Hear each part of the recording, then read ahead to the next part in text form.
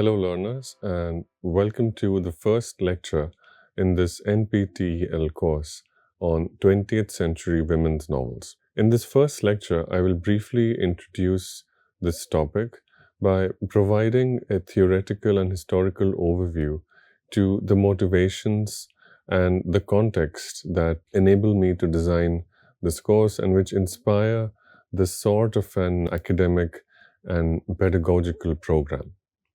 So, the title of this course, 20th Century Women's Novels, is a bit of a mouthful, even though that is actually a reduced or shortened version of what had originally been the plan, which is 20th Century Novels in English by women. Because this topic tries to capture a very particular type of text, it also comes with a particular and very unique sort of theoretical concerns. And I will try to unpack that briefly in this first lecture or two. I have titled this lecture Feminist Literary History and Overview.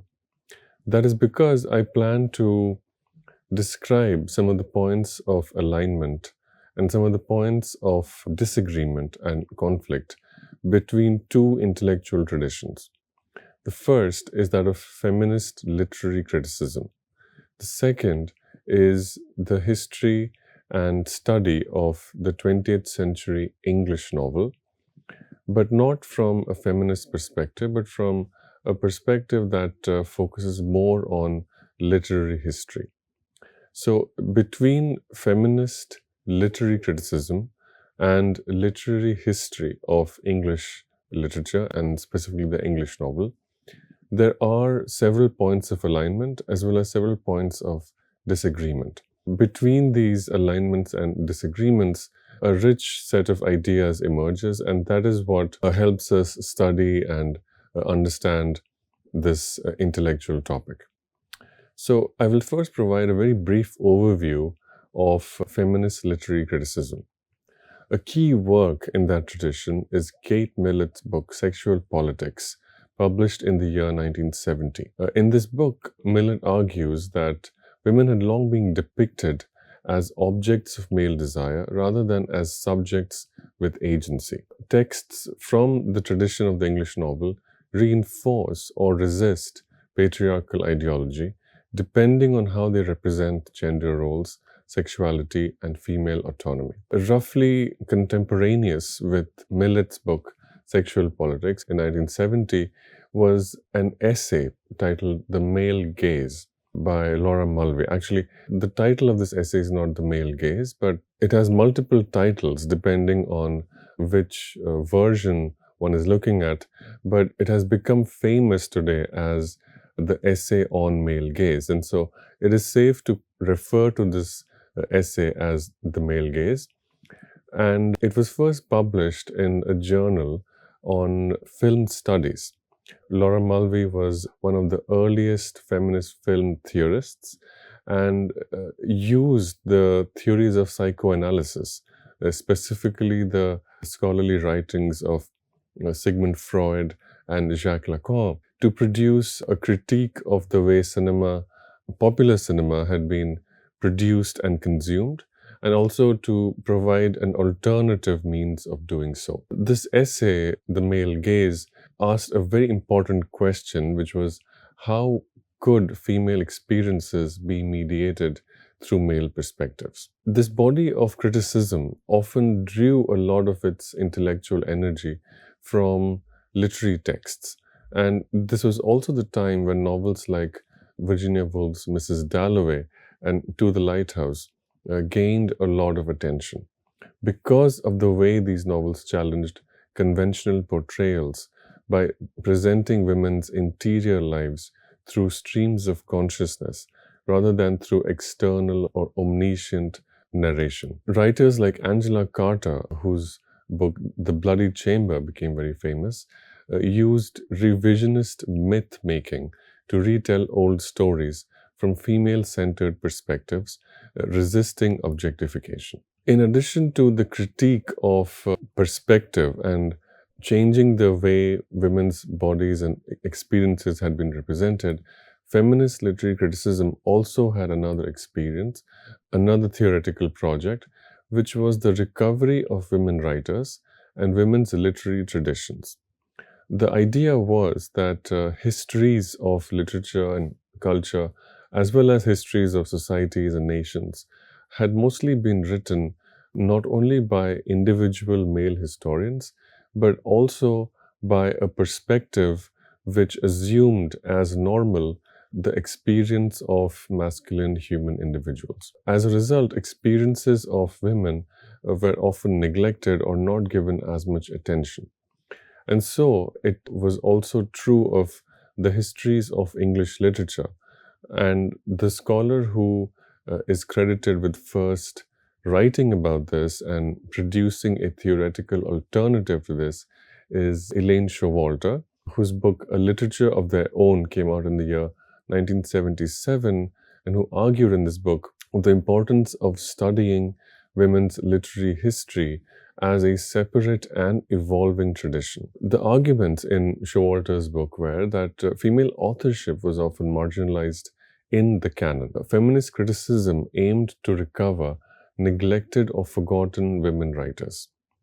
And in this alternative history that Showalter proposed, according to Showalter, in addition to and submerged within and in parallel to the traditional or conventional histories of literature, there was a history of women's writing. And in this history, Showalter proposed three stages. The first was feminine, and for Showalter, it involved an imitation of male norms. The second was feminist, involved a protest against male standards. The third was female. It involved self-discovery and the assertion of women-centered experiences in literature. In this course, the 20th century English novel by women, we can identify these patterns. We can see how novels by women demonstrate a transition from the feminine, and this can be seen in novels by writers like Rebecca West, to the female, and this can be seen in Doris Lessing's The Golden Notebook, to other forms of more assertive and authoritative political statements. There have also been attempts by women writers to reshape the canon, and two writers whose names are relevant here, Rosamund Lehman and Storm Jameson. In addition to recovering the voices of female writers and foregrounding the experience of women as agents, feminist literary criticism also has taught us to pay attention to the strange and new combination of language, gender, and narrative form. Here, the credit goes primarily to scholars such as Helen Sixou and Luce Irigaray. Helen Sixou's 1975 book, The Laugh of the Medusa, first put forward the case for what Sixou called écriture féminine, meaning a feminine mode of writing associated with fluidity, multiplicity, and ultimately a resistance to patriarchal language. It is one of Sixou's claims that language itself can encode male power.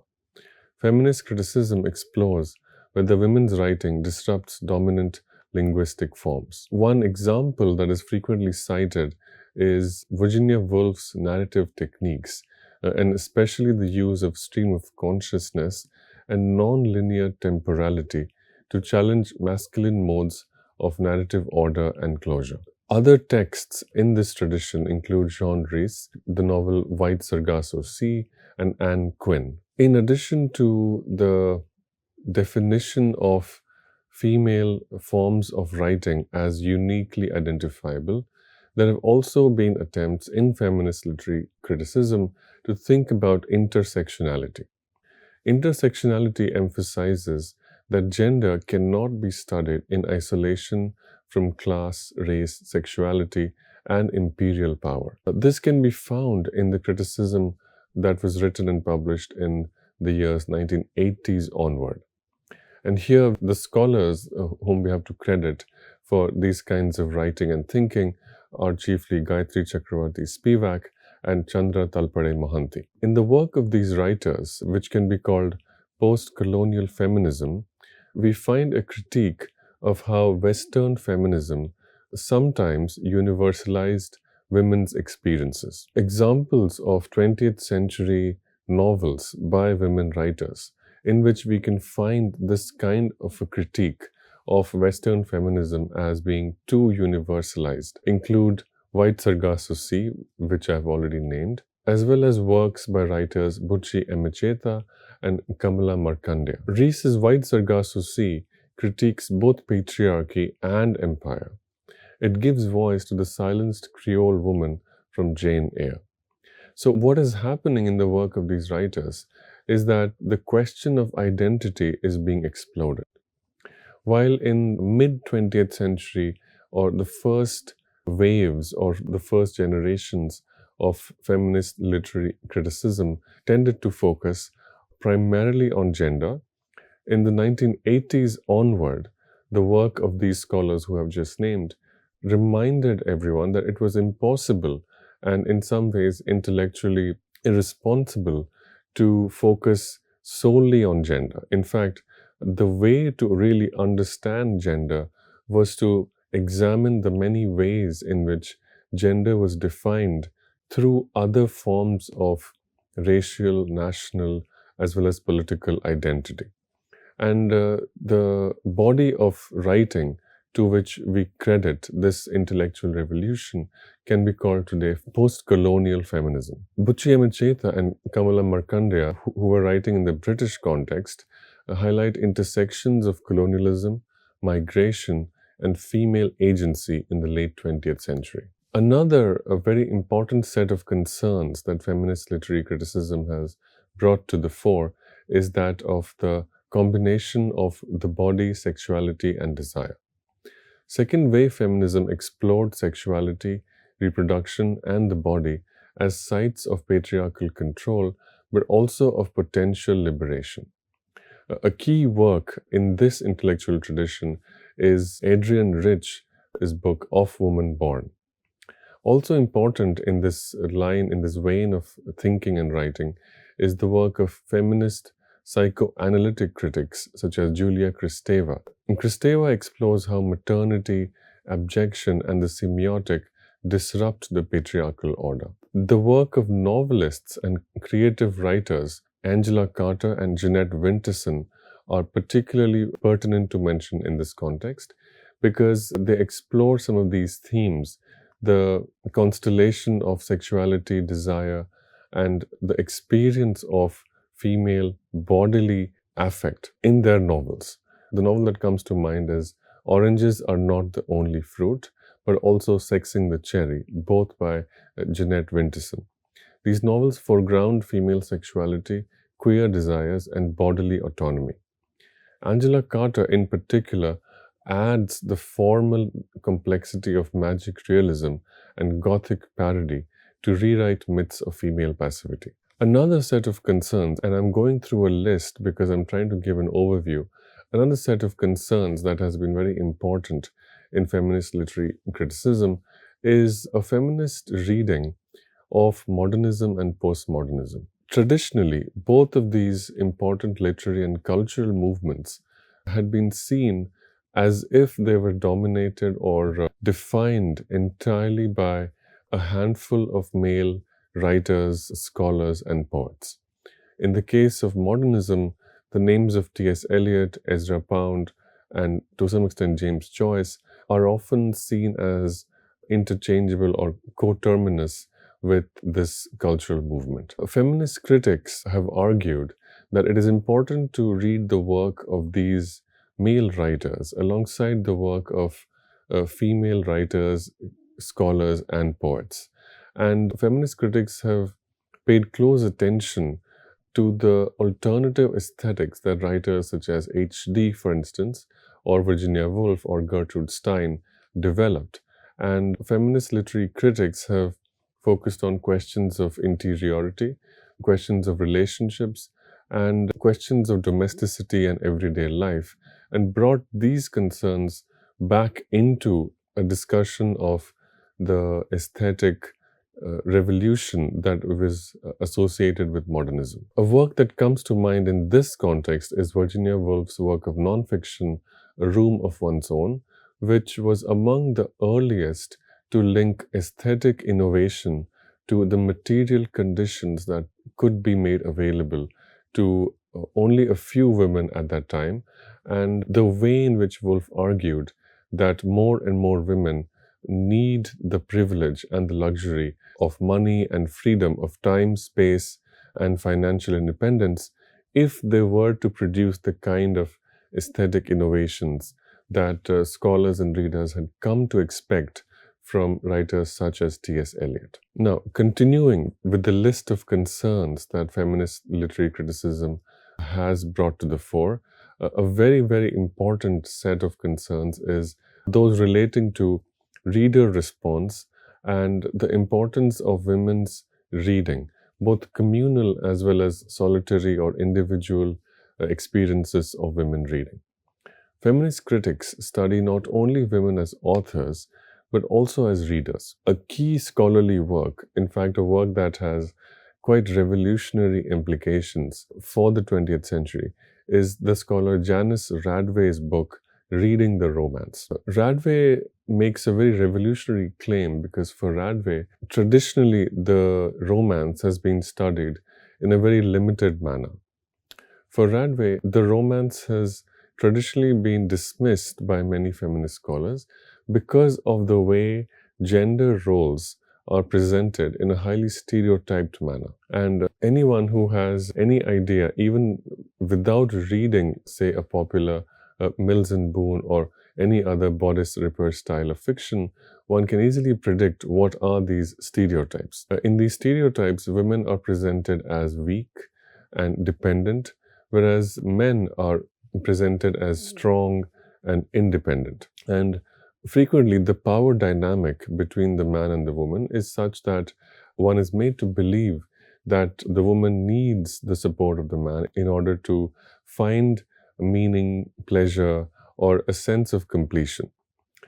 Because of these assumptions, dynamics, and stereotypical descriptions of characters, a lot of feminist scholars have frequently dismissed the romance as a genre that does not give agency to women and, in fact, reduces women to objects of male power. Janice Radway's intervention in this book is that if one looks at the way women read these romances, one can find that popular genres like romance or domestic fiction can be subversive or empowering depending on how women readers engage with them.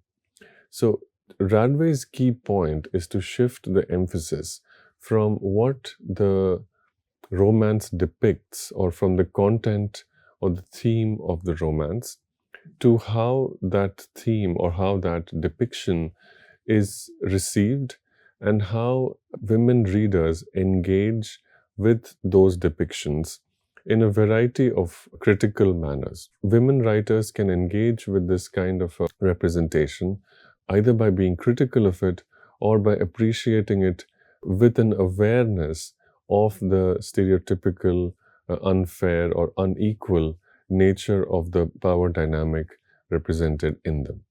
Continuing with this theme of critically examining romances, feminist literary critics have shown how mass-market women's novels of the 20th century, novels by writers like Rosamund Lehman, Barbara Pym, can be read as negotiating female desire, labor, and community under patriarchy. Doris Lessing's novel, The Golden Notebook, dramatizes acts of reading and writing, and even though Lessing was not a feminist literary critic, strictly speaking, and was more in the tradition of novelists and creative writers, this book depicts acts of reading and writing, scenes of education, as very important acts of feminist self-consciousness. Now, I have run through somewhat quickly and somewhat arbitrarily in a very list-like manner through some of the concerns that feature in feminist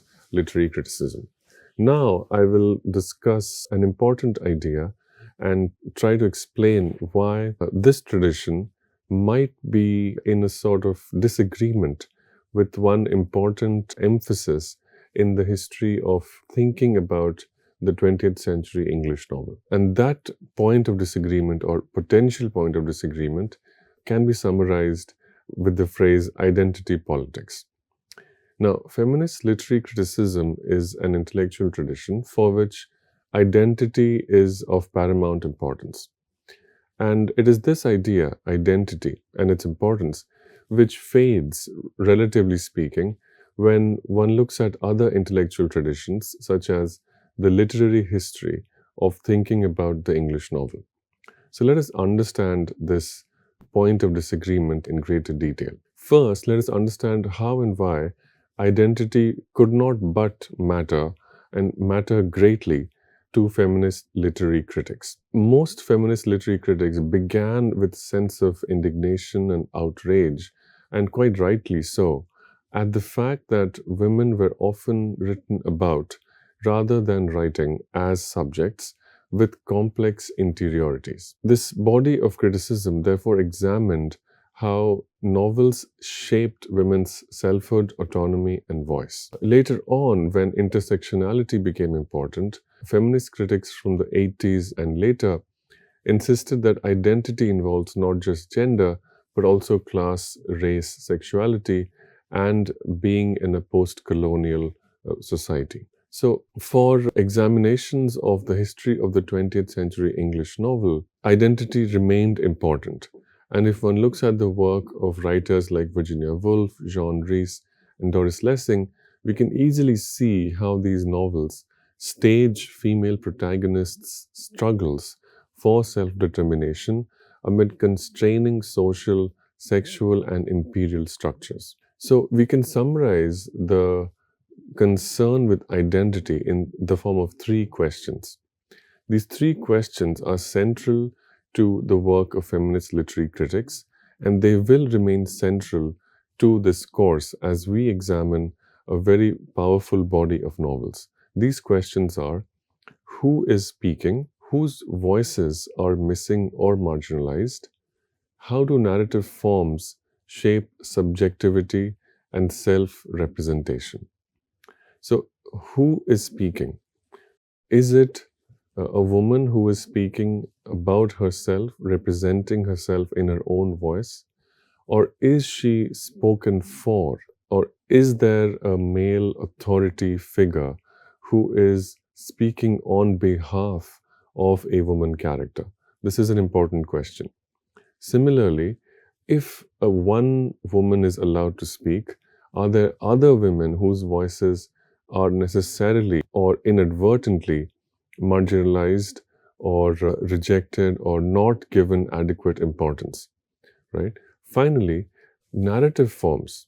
When a writer chooses to compose a novel in the first person or the second person or the third person, and other narrative choices that writers make as they compose a work of prose fiction, when they do this, right, are they also taking part in certain histories of self-representation? So we can see that for feminist literary criticism, identity is of paramount importance. Now, if we examine some literary historical approaches to the English novel, we will find that the question of identity is less important than other matters. And to take an example, we can look at a classic work, perhaps the most influential work of literary history written in the 20th century, and which probably has done more than most other academic monographs to make the study of the novel an intellectually relevant and rewarding task. The book is Ian Watt's The Rise of the Novel, first published in the year 1957. This book, as well as later formalist and Marxist histories, often prioritize questions of form and questions of genre. That is, they examine how realism leads to modernism and eventually to postmodernism. They also pay a great deal of attention to social and economic conditions, to the histories of capitalism, the public sphere, and print culture. In this kind of a historical trajectory, what is more important is the movement.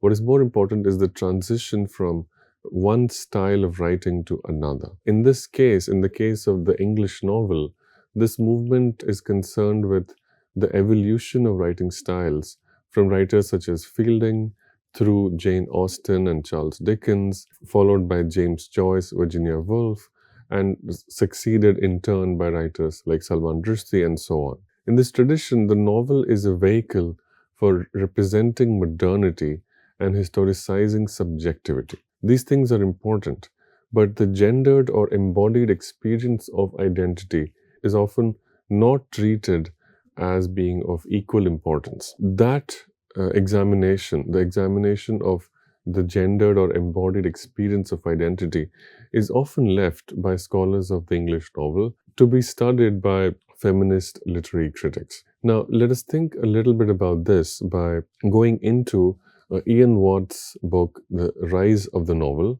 first published in the year 1957. This will also be useful for us because this entire course focuses on one genre, that is, Ian Watt opens with the question: is the prose fiction that begins with Defoe, Richardson, and Fielding in the early 18th century a genuinely new literary genre? Or is it merely the continuation of older forms such as romance, allegory, and picaresque tales? This is both a literary historical as well as a formal question. What makes these early novels distinctive and how and why they emerge as they do? What makes Watt's argument quite unique is that for Watt, realism is the defining feature. Watt's claim is that these texts, these books, which we now call novels, constitute the emergence of a new literary genre and which can be called the novel. Watt's claim is that the early 18th century novels of Defoe, such as Robinson Crusoe, Richardson, such as Pamela and Clarissa, and Fielding, Joseph Andrews, Tom Jones, these texts do indeed constitute a new literary genre because they introduce a new realism, a mode of narrative representation that is fundamentally different from earlier fiction. So this is a purely intellectual, rhetorical, and formal construction. Watt is tracking ways of writing and ways of thinking. Gender has nothing to do with the evolution of this way of writing and thinking. Watt defines realism as individualized characters. Earlier romances, according to Watt, they unfolded in timeless and vaguely located settings, whereas in the novels, the context, the setting is very, very specific. It is historically identifiable. And so on and so forth. Watt goes on to define these texts, that is novels, as giving a new kind of experience to the readers of these fictional stories. John Locke is a very important intellectual frame for Watt's argument. Economics is also important. The rise of middle class and capitalism valorized individual achievement, property, and self-made identity. So is print culture.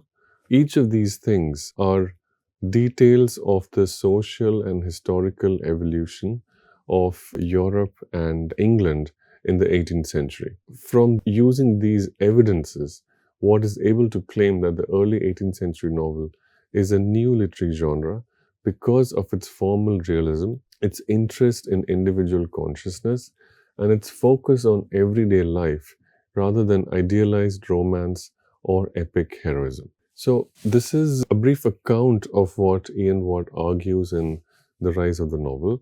And now we can see what points of alignment there exist between feminist and literary historical approaches to the English novel. So the first point of alignment is modernism's focus on consciousness. Feminist critics align with literary historians in seeing Virginia Woolf, as well as writers such as Richardson and Rees, as innovating the novel form through streams of consciousness and interiority, but they highlight specifically female subjectivity rather than generic modernist experimentation. So it's not that feminist critics do not pay attention to literary history. Rather, the concern with literary history is subordinated to a concern with the evolution of specifically female subjectivity and the pressure that gender exerts on modes of writing, thinking, and perceiving the world. In other words, it would be impossible for literary history to evolve in the way that it has evolved if gender were not already a very, very powerful shaping influence on history. To take the example of Virginia Woolf and the use of the formal technique of stream of consciousness. Now, it is possible for a literary historian to describe the development of the stream of consciousness without paying attention to gender, by simply seeing how it evolves from Samuel Richardson through Virginia Woolf and on to John Rees. It is possible to do that.